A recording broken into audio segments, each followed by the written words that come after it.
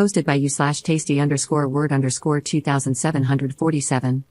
A little background: my mom and dad separated when I was 6 and went their separate ways. They had joint custody of me, but they both started new families. When I was 9, my mom married a man, let's call him Robert, who already had a daughter, let's call her Kira, who was 2 years older than me. My dad got engaged when I was 8 to a wonderful woman, let's call her Layla, whom he married when I was 12. My relationship with Layla is beautiful. She has truly been a mother to me. She basically helped my dad raise me, takes an interest in my life, comforts me, advises me, shares common interests with me, and we do many activities together. She and I recently talked about the possibility of her legally adopting me as soon as I come of age. Doing so now would be a bit messy legally because of my parents' joint custody, because, to me, she's my real mother, and I want it to be official. My relationship with my biological mother, on the other hand, is almost non-existent. Even though I was required to spend specific days with her, we never managed to bond because she spent all her time giving attention and affection to Kira, who already has her own mother. Even when she tried to involve me in some activities, she always included Kira, and we had to do only what Kira liked. At a certain point, I started declining her invitations and often asked if I could avoid going to her on the set days because I was almost always ignored or left aside, and I preferred to stay at home with my father and Layla. My father always tried to understand me, but he also had to honor the rules set by the judge. When I got older, he admitted that he was afraid my mother might make some mean move in court if he agreed to let me skip going to her on the appointed days, and, yes, this is something my mother would do. After learning this, I understood my father's reasons, and I absolutely didn't want to put him in trouble. So, I stopped making such requests and respected the schedule. Now, let's get to the point. In 2 weeks, I will finally turn 18. I was lucky because my birthday falls on the days I stay with my dad, so he, Layla, and I started planning my birthday a month ago. It will be nothing too crazy, just a party with family and friends at my favorite pizza place, a casual night where I just want to have fun with the people I care about and do what I enjoy. The place also has karaoke, and I love singing. Of course, after booking and setting everything up, we sent out the invitations, including one to my mother. Honestly, I didn't really want her there, but I figured this would actually be the last time I was obligated to involve her since, once I turn 18, I won't have to follow the judge's rules anymore. We sent out the invitations 2 days ago and have already received almost all the responses, allowing us to finalize the exact number to confirm with the pizza place. The only thing missing was my mother, who saw the text but did not respond. I told my father that I wouldn't insist. If she didn't respond, it meant she didn't want to come, and I was fine with that. I think my father was also a little relieved by the idea. Even though he didn't say it openly, I could see it on his face. Anyway, the drama started this afternoon. My mother called me, very angry, accusing me of being childish and saying I shouldn't have planned anything without telling her first. This left me a little confused, and I reminded her that I have always planned all my birthdays with Dad and Layla. Most of the time, she didn't even remember, so complaining now was quite hypocritical. This made her even angrier. She started attacking me, saying that Kira had been crying ever since I sent the invitation to my mother because she had already planned an entire birthday party for me. I was completely speechless because the relationship between Kira and me is non-existent. She is the classic spoiled brat who always wants to be the center of attention, and my mother has always supported her behavior, making it worse. Clearly, she and I have never gotten along. I just couldn't understand why on earth Kira would want to organize a birthday party for me. It didn't make any sense. I asked her why Kira did it, and especially why she did it without telling me. I mean, did she really think I wouldn't make any plans for my 18th birthday? It was ridiculous. My mother said it was supposed to be a surprise, and since I hadn't told her about my plans, she assumed I didn't want to do anything for my birthday. And I mean, she could have asked, right? But no. Then came the worst part, the part that, I admit, made me lose my cool. My mother started listing all the things Kira had prepared for my party, maybe to rub it in my face what I would be missing, and they were all Kira's favorite activities. Things I didn't like at all. She had booked a fish restaurant for lunch, and I don't eat fish. Not because of some whim, but because it makes me feel sick. Just the smell of fish makes me nauseous. I'm not allergic, I've had it checked, my body simply rejects it. She also planned an afternoon activity at a ranch near the city where my mother now lives, where you can ride horses.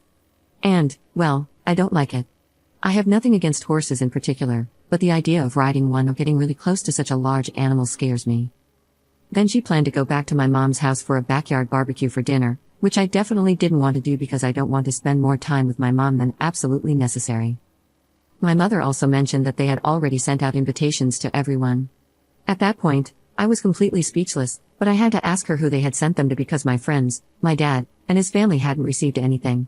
It turns out the guest list was mostly Robert's family, my mom's family, and Kira's friends. I mean, it was basically a party organized by Kira for herself under the pretext of being for my birthday.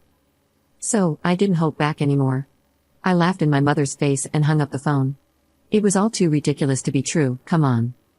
A little while ago, my dad came to talk to me, saying that my mom had called him, furious because I laughed at her when she told me about the party they had organized for me. He seemed upset and started saying that, despite my feelings toward my mom, they were trying to do something nice for once. I stopped him right away and explained in detail how the party had been organized, a detail my mom had apparently left out when she spoke to him. His expression changed quickly, and he just said, "I'm going to make a phone call." Now, I've been hearing him yelling at my mother for at least 20 minutes straight. Layla came to me after hearing about the situation and said that, while she could relate to my frustration, I was a bit rude to laugh in my mother's face and hang up without explaining. From her perspective, I should have spoken out like an adult, regardless of my feelings, and tried to sort things out in a civil and mature way. She wasn't angry, just a bit disappointed in how I handled it. After she left, I started reflecting on my actions. Maybe I was a little hasty, but honestly, I don't think talking to my mom would have helped the situation. Still, I'm beginning to wonder if I could have handled it better. Update 2 days later. Okay, I didn't think my post would get all this attention, but thank you all for the good wishes and words of comfort. I read all your comments and decided to follow some advice. First of all, I talked to Layla about my reaction to my mother. Layla raised me to value the importance of communication and always encouraged me to talk about my problems so I could solve them, so I understand where her comment about my behavior came from. I also shared my point of view, explaining that the situation my mother was describing was so absurd that laughing was the only natural instinct I had. While my mother was talking, at some point, I thought, is this a joke? Or some sort of bad prank? Is she making this all up? Because her nonsense was absolutely ridiculous. Layla said she understood me, and, as many of you have mentioned, she just wanted me to realize that there will be situations in my life where I can't simply laugh and hang up the phone. She was genuinely concerned about my reaction. Anyway, we managed to clear things up between us, and I'm happy about that. I also talked to my dad about the phone call he had with my mom. Apparently, my mom had an excuse for everything. She said that Kira just wanted to do something nice and sisterly for my big day, that she wanted to share her hobby, riding horses, with me, and that she never thought my fish problem was a real issue but just a whim. She claimed the restaurant they had booked served the best fish around. That last one is a blatant lie because, when I was little, I threw up a couple of times in front of my mom simply because we went somewhere that smelled strongly of fish. She knows very well it's a real issue for me. My dad retorted that nothing they had prepared had been done for me, pointing out that Kira had clearly planned the party for herself. He asked, "What kind of party is it for me if none of my important people are there?" My mother didn't respond to this, she just started ranting that I was ungrateful and spoiled. At that point, my father told her to go to hell and hung up the phone. After hearing this, I decided to follow another piece of advice you gave me and wrote a message to my mother. This time, I chose to be mature and compose the message as politely as possible. I apologized for laughing, explaining that what she was saying was so ridiculous that it was the only reaction I could manage. I reminded her that she had never put any effort into building a relationship with me, that she doesn't know me at all, and has never cared to get to know me. I concluded by saying that, since the birthday party Kira organized only included things that Kira liked, they could enjoy it together with their family and friends. I also told her that her invitation to my pizza party was withdrawn and that she shouldn't bother showing up, as she had already made it clear with her last phone call where her priorities lay. I explained that I was now making my priorities clear as well, and she was absolutely not on my list. I told her that I already have Layla as a mother, and I couldn't be happier with her. I concluded by wishing her well with her new family and asking her not to contact me again. She read the message but didn't respond, and I'm fine with that. If she were to respond, I'm sure it would just be more complaints about me being ungrateful and spoiled. I know that talking to her is useless, she either wouldn't understand or would pretend not to understand. However, clarifying things once and for all has brought closure to the situation, at least on my side. I feel a sense of resolution, and I thank you all for that.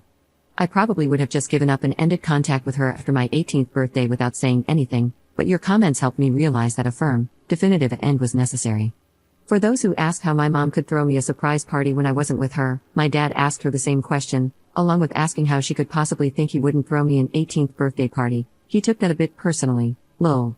She explained that they had planned for Robert to come get me on the morning of my birthday, explain the situation to Dad and Layla, and then take me to her house under some pretense. Honestly, I don't know how they thought that would work. I would have flat out refused to go to my mother's if it wasn't one of our scheduled days, no matter what excuse they came up with. Most of all, I would never have left Layla and Dad to go to my mom's on my 18th birthday. It might have been different if my mother and I had a good relationship, but that was definitely not the case. In all of this, the only person I don't feel like blaming is Robert. We never had a close relationship, but he was always polite to me when we lived under the same roof. He even cleared out his study so I could have a permanent room at his house when I stayed with my mother. We didn't develop any kind of stepdaughter-stepfather bond, but he always tried to be kind to me, so I don't hold him responsible for any of this. It's likely that he genuinely thinks the party is for me. We don't know each other well enough for him to know my tastes unless my mother told him, though I highly doubt she did. Luckily, I didn't leave anything of mine at my mother's house either. All my belongings are permanently at my father's house. Usually, I would pack a suitcase with the things I needed for the days I stayed at my mother's and then bring everything back with me when I returned to my father's. I never felt comfortable leaving anything there because Robert's family and Kira's friends came over often, and I didn't want to risk leaving anything of mine out in the open for strangers. Well, that's it for now. I hope my mom respects my wish to go no contact and doesn't bother me anymore. I'd also like to bring up the adoption conversation with Layla after the holidays. She seemed really happy when we first talked about it. Thanks again, everyone, for your kind words and advice. Your insights have helped me better manage the situation. I can understand that I'm still a little immature, but I feel this experience has helped me grow a bit and see the issue from different perspectives. Wishing you all the best.